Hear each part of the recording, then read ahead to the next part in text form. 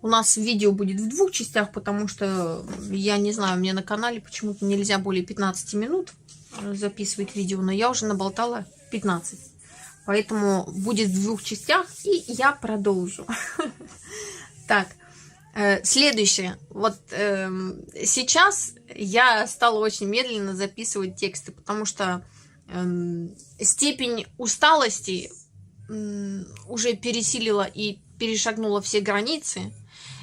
И вот этот вот режим, в котором мы жили 5 лет, это ежедневное печатание туда-сюда, и 5-е, и 10-е, это уже просто невозможно. Уже организм не справляется. И, как вы заметили, мы не ездим на Багамы, мы не ездим там на какие-то курорты, как некоторые с голой жопой лежат и тут же снимают видео. Мы такое не делаем, мы вот все время, вы сами видите, мы все время дома, у нас вечно то стройки, то какие-то дела, то какие-то проблемы, то там нужно решать, то здесь нужно решать.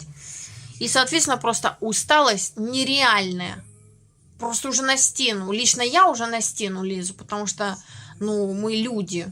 Я точно обычный человек, поэтому мы устаем. Поэтому сейчас я печатаю тогда, когда вот я могу сесть и напечатать. Потому что бывает такое, что я сажусь и просто меня тошнит от клавиатуры, меня тошнит от монитора, меня тошнит от всего.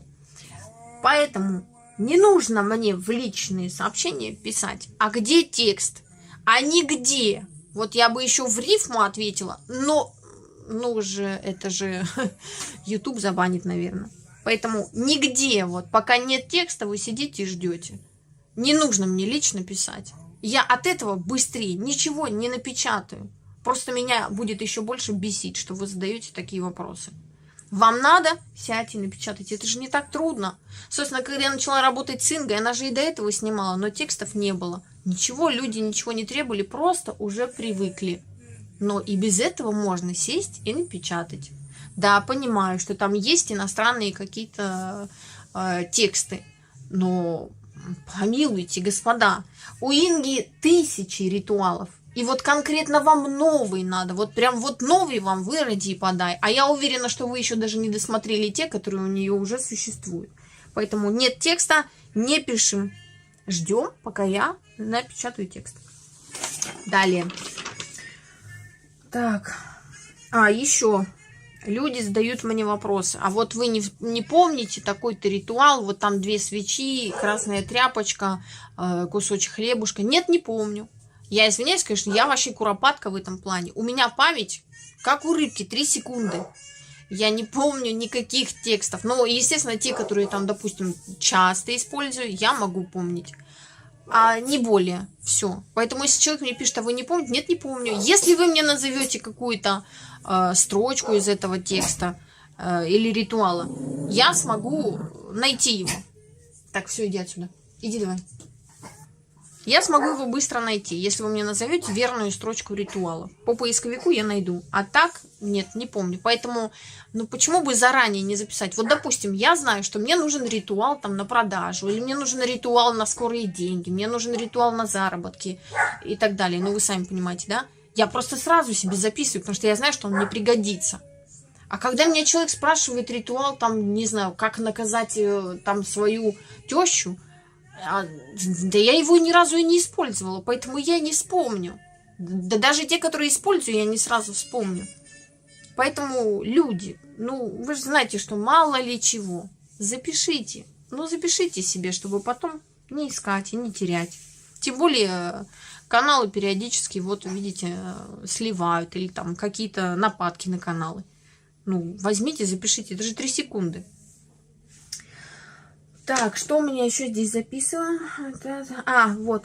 В праздничные дни, Новый год, 8 марта, или еще что-то. Пожалуйста, я вас очень прошу, очень я вас прошу. Это не телега, это WhatsApp. И все открытки, которые вы отправляете, они сохраняются на телефоне. Как это бесит. Я не знаю, может, есть какая функция, которая это отключает, но я тупица в этом плане. И у меня нет времени все это изучать, поэтому у меня все сохраняется на телефон. И это так раздражает, тем более я понимаю, что человек просто нажал на кнопку и сделал массовую рассылку на всех своих подписчиков или друзей, которые у него в WhatsApp. Это неприятно. Потому что если вы поздравляете человека, вы пишете отдельно для этого человека текст с поздравлением. Без вот этих тупых открыток с цветочками. Я и так-то цветы не люблю, вот срезанные, да, вот люблю в горшках, чтобы вот они цвели, в земельке там траливали. Срезанные я не очень люблю, потому что это, блин, сколько букеты стоят? От 5000 и выше, да, я считаю, что это какая-то, блин, просто бездумная трата денег. Но это лично мое мнение, потому что большинство девушек очень любят, когда им дарят цветы. Ну, вот я вам еще раз говорю, не надо, пожалуйста, ни открыток, ни видео. Вот если вы напишите там своими словами поздравления, будет очень приятно, да? И то, я представляю, сразу там сотни этих сообщений, поздравлений.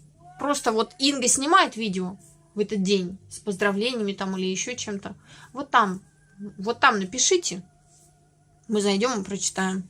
Потому что я тоже читаю все там, допустим, сообщения или смотрю комментарии под роликом. И мне тоже очень приятно, потому что и меня упоминают иногда. Не все же я такая гадина, как многим может показаться. Вот. И люди, очень многие, мне тоже отправляют подарочки. Я просто это не показываю, потому что, ну, я немножечко другого мнения в этом плане. Ну, не хочу я показывать. Мне неудобно, да мне вообще неудобно, что мне что-то там даже отправляют. Потому что я свою работу делаю, я за нее деньги получаю, то есть я никого не спасаю, поэтому мне несколько неудобно. Так, сейчас еще посмотрю, что я написала. На листочке написала. Вот. Вообще супер. Супер. Когда человек мне пишет и хочет заказать книгу, я ему объясняю все правила. То есть книги, скидываю, значит, цены на книги, объясняю правила, там вы должны оплатить, и я отправляю. Человек меня спрашивает, а я могу оплатить на почте? Я отвечаю, нет, мы не работаем наложенным платежом. То есть нет, человек должен сначала оплатить, а потом я отправляю книги. Тогда, ну, это очень редко, но бывает. Человек мне говорит, а какая у меня гарантия того, что вы мне книги отправите? Мол, я вам деньги отправлю, а вы мне... Люди, тогда вообще не пишите. Не пишите, пожалуйста, ну потому что это вот настолько неприятно. Но я не знаю, вообще хоть какой-нибудь человек может написать, что я такая взяла деньги и не отправила ему книги.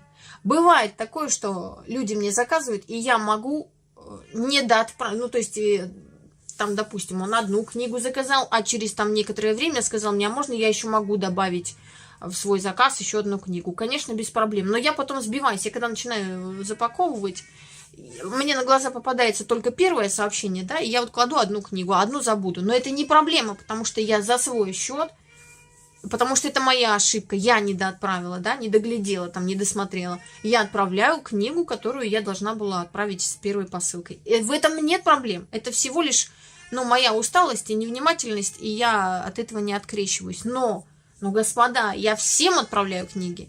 Все, кто заплатил за книги, их получили.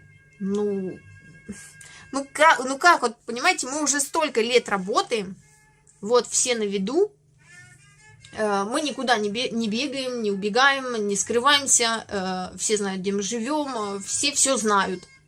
Как у человека может повернуться язык и сказать, что «а где у меня гарантия?» Да нигде, опять же, рифма, да нигде. Поэтому не пишите вообще тогда, не заказывайте книги. Я таких людей сразу в блог отправляю, потому что это мне неприятно, это вообще, мне кажется, никому неприятно. Я что-то заказываю, мы с вами знаем, там, через тот же самый, допустим, Авито или еще что-то, да? Там нет никаких гарантий. Ну там есть, вот сейчас доставка какая-то Авито появилась, да, но, по крайней мере, в нашем районе я не видела этой доставки, поэтому эту услугу я не могу использовать.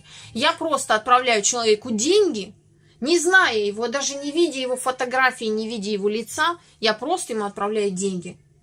И мне всегда приходит.